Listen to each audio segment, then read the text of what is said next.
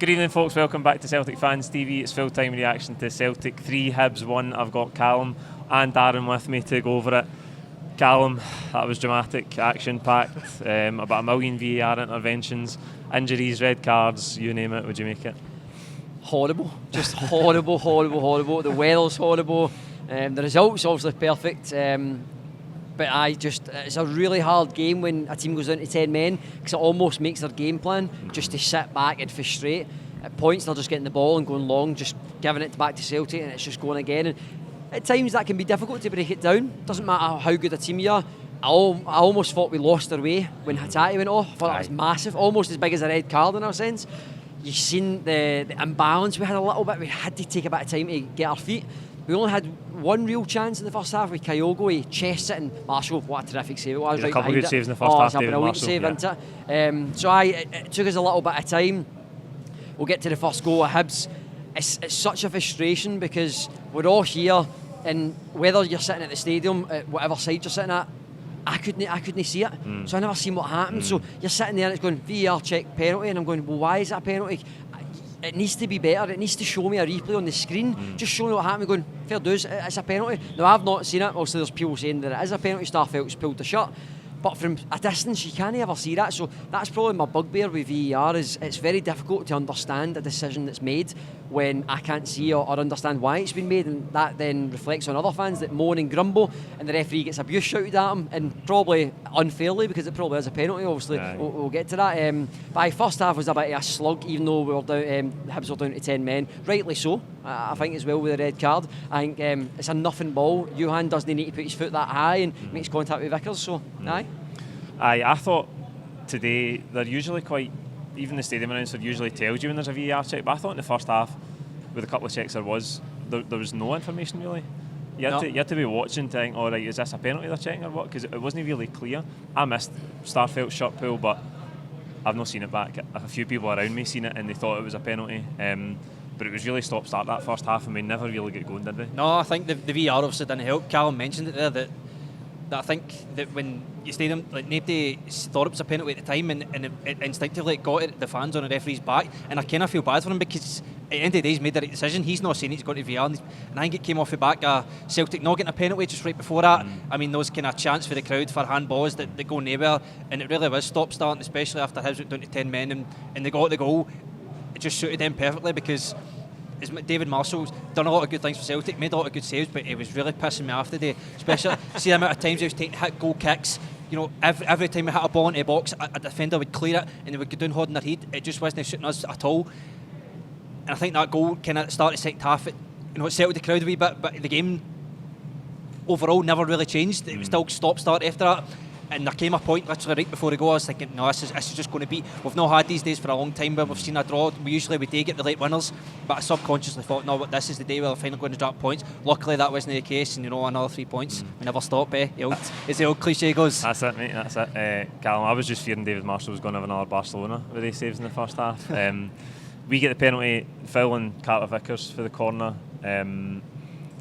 Again, it looked like a foul. I mean, you must foul Carter-Vickers to get him on the ground. He's the biggest player on the pitch. But Jota puts it away just a bit. It goes under Marshall's body. And then you're maybe expecting us to open Hibs up and carve them open and score 3 and 4 and 5. But as Darren says, it was still a bit of a slog. We still had to work at it. We end up getting the lead. But that's a great header for Turnbull's cross.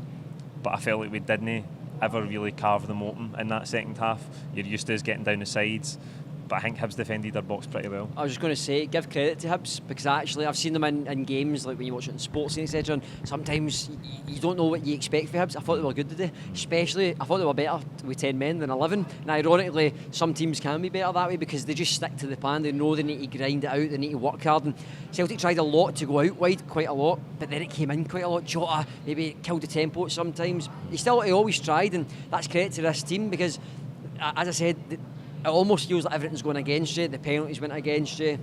The weather's horrible, especially for people like Jota. It's for Portugal, lovely weather.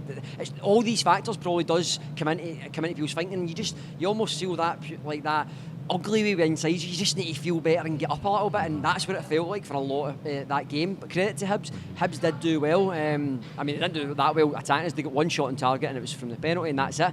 So they never really tested us without that, because as Carter-Vickers, he's just an American twin fridge freezer. He's huge, mate. He's so good.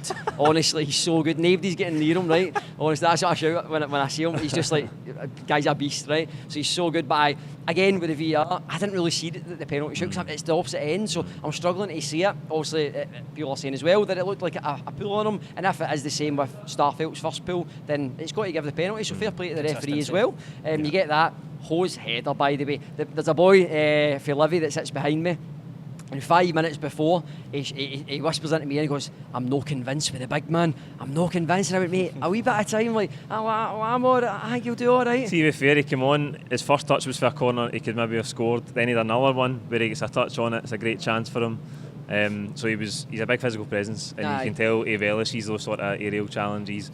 A big threat at corners. And even in the first half, Johnson put a ball across, and you were thinking, that's a type of Giakoumakis, almost finished like bang, somebody that would just slide into the goals with the ball, and that's kind of what you're missing. That goal comes from that. Fair play to Turnbull.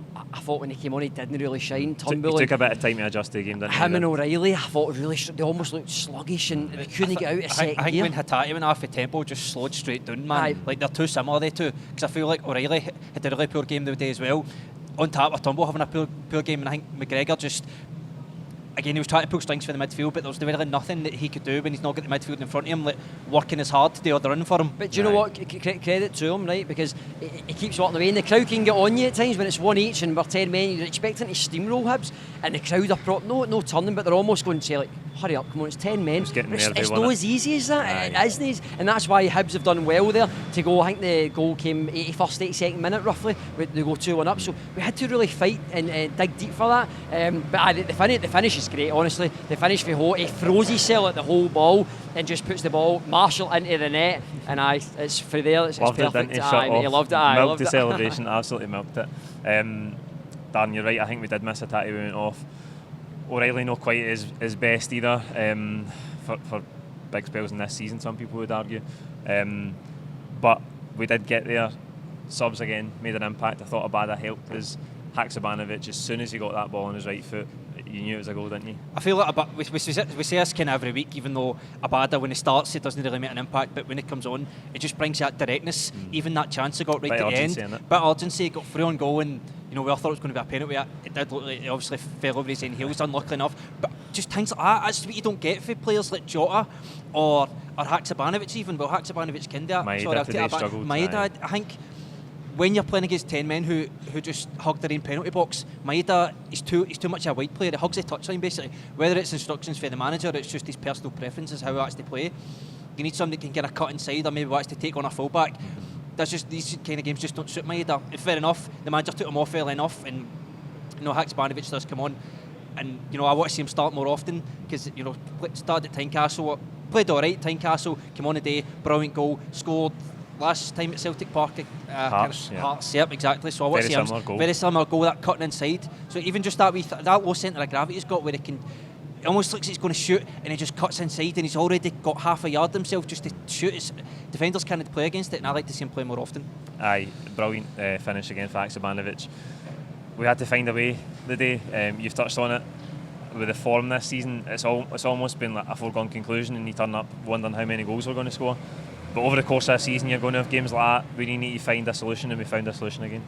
100%. Darren quickly talks about Maeda there.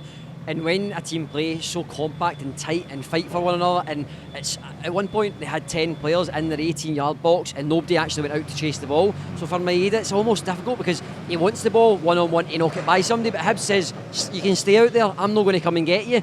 As soon as Haksabanovic comes on, he wants to dance with people. He just you see celebration, that wee dance that he does. He wants to dance with players. It's so typical of the goal. What is it, the goal that he scored a couple of weeks ago here? Do you remember? Is it Hearts? Top corner, comes in top corner. He's very good at that, actually, coming in and getting shots. Either if it just goes by, sometimes Jota comes in and it goes head or whatever. Abad is the same. He's really the one that can come in. He's more of a finisher, isn't he? Aye, he's more of a finisher, all-round finisher out of all our wingers that we have, probably. But his finish is tremendous, and it really sinks Hibs at that point. And we then, at one point, so obviously Rangers won 4-2 today, so the goal difference was 2. I always think that in my head, can we better them, whether it's points or goal difference? We keep it at the same. We've got 9 games to go. I think our goal difference is the same amount or more than goals Rangers have scored. I actually think it is. So it's 9 games to go.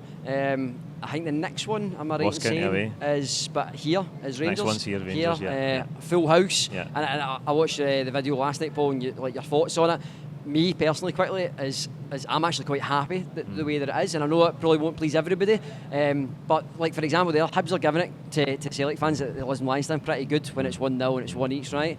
And as soon as it goes 2-1, they all leave. And I'm like, what's the fun in that? Stay and take your medicine. I took it, so stay and take your medicine. They don't want it. See in the 8th and it's 3-0 up. They're all leaving. They would all walk out, Rangers fans. So I would rather have that end packed with Celtic and make it a proper place that Rangers are going to struggle coming here. So that's just my opinion on the subject. I get your opinion, mate, but I kind of need to disagree with that. Like, I feel having maybe not 7,500, that can be a bit much, but even having a few thousand, 3,000 or 4,000, just makes the game that much more intense, much more passionate amongst the fans. Even that, you talk about that 3-0 game last year it was brilliant, it was absolutely brilliant, but even just having that away fans there, when we're winning, we give them it's stinking, vice versa. That's what a derby's all about. It's one of the biggest derbies in the world, and you need 2 sets of fans. You can't just have 1 set of fans to make a derby game. I do, just quickly, I agree with that as well. So I don't really, I don't have a sway on either side of it, but what I would say is that little things that just click in my brain, right, is see when Celtic do the huddle, Rangers go and applaud their fans because they don't want to almost look at the huddle. It's almost like the version of the rugby hacker, and you don't want to see it. It's like a fear.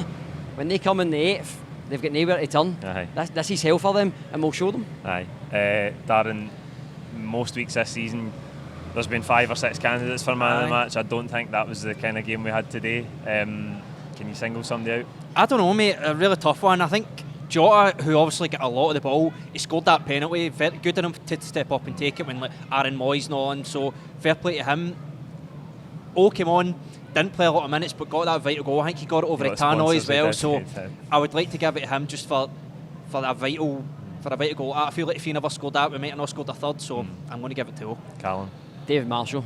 Good Celtic man letting that penalty in it. What about the time wasting, mate? I know, but that was stinking, the penalties. I was like, oh, good man. I was singing David Marshall, that's all I want to. But seriously, probably give it to Jota. He didn't have an all-round perfect game, but he always tried, and that's all you can ask for players. I'll probably give it to Jota as well. I think he tried to make it happen, and on days like that when you need to grind it out, you need somebody to constantly take the ball, constantly try and make things happen. I think it was him today.